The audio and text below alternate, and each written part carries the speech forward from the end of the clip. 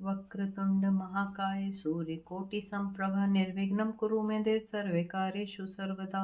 कृष्णाय वासुदेवाय हराय परमात्मने प्रणतक्लेशनाशाय गोविन्दाय नमो नमः। मंगलम भगवान विष्णु मंगलम गरुड़ध्वज मंगलम पुंडरीकाक्ष मंगलाय तनोहरि।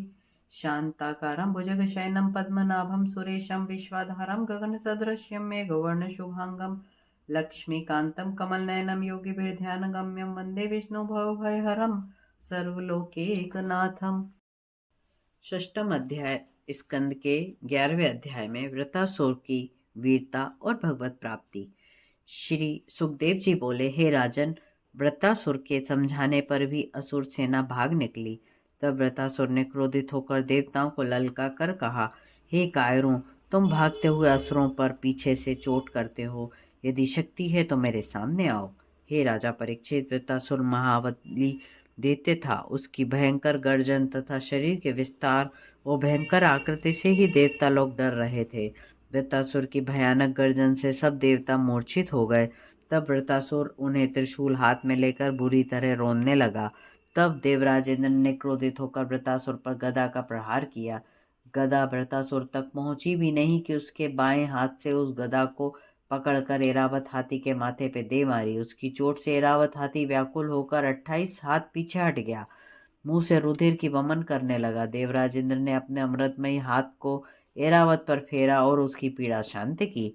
तब वृत्रासुर ने हंसकर कहा, अरे पापी, तूने मेरे भाई और अपने गुरु विश्वरूप का सर काटकर गुरु हत्या की है।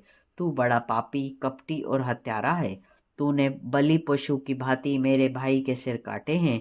ऐसा कर्म राक्षस भी नहीं करते। तेरे जैसे पापी को चील, कुत्ते, गिद्ध नोच नोच कर खाएंगे। मैं अब अपने त्रिशूल से तेरी गर्दन उड़ाकर भाई का बदला चुकाऊंगा। मैं तेरे सामने खड़ा हूं, तू अपने अमोघ वज्र को चला। यह वज्र भगवान की शक्ति से संपन्न है। विजय तो मुझे ही प्राप्त होगी। जिस तरफ भगवान स्वयं सहायक हैं, उसी तरफ विजय है। मैं उन्हीं भगवान के चरणों में अपने को लीन कर दूंगा। भगवान अपने निज जनों को ऐश्वर्य, धन, संपत्ति जो क्षण भंगुर है नहीं देते। ये सब वस्तुएं तो उसे नाश की ओर ले जाती हैं। अपने भक्त को तो वे परम भक्ति ही देते हैं। तुझे ये त्रिलोकी के ऐश्वर्य अवश्य ही ले डूबेंगे। तू इस नाशवान वैभव पर फूल रहा है। मेरे पर भगवान की अति कृपा होने के कारण ही ऐसी वस्तुएं नहीं दी हैं। इतना कहकर वृत्रासुर भगवत प्रेम में लीन हो गया और भगवान की प्रार्थना करने लगा, हे परमात्मा, आप मुझ पर कृपा करके अपने चरणों का आश्रय दीजिए। मुझे जन्म मरण का कोई भय नहीं है। हे प्रभु, मैं केवल यही चाहता हूँ कि मैं जहाँ भी जन्म लूँ आपके ही भक्तों के संपर्क में रहूं। आपके चरणों में मेरी भक्ति सदा बनी रहे। हे नाथ, मैं अब आपके दर्शनों के लिए छटपटा रहा हूँ। हे प्रभु, मेरी आसक्ति पुत्र, स्त्री, धन आदि किसी में भी ना हो, यह मेरी अंतिम अभिलाषा है। इस प्रकार 11वां अध्याय समाप्त होता है। कल हम 12वें अध्याय में वृत्रासुर का सुरपुर प्रयाण की कथा श्रवण करेंगे।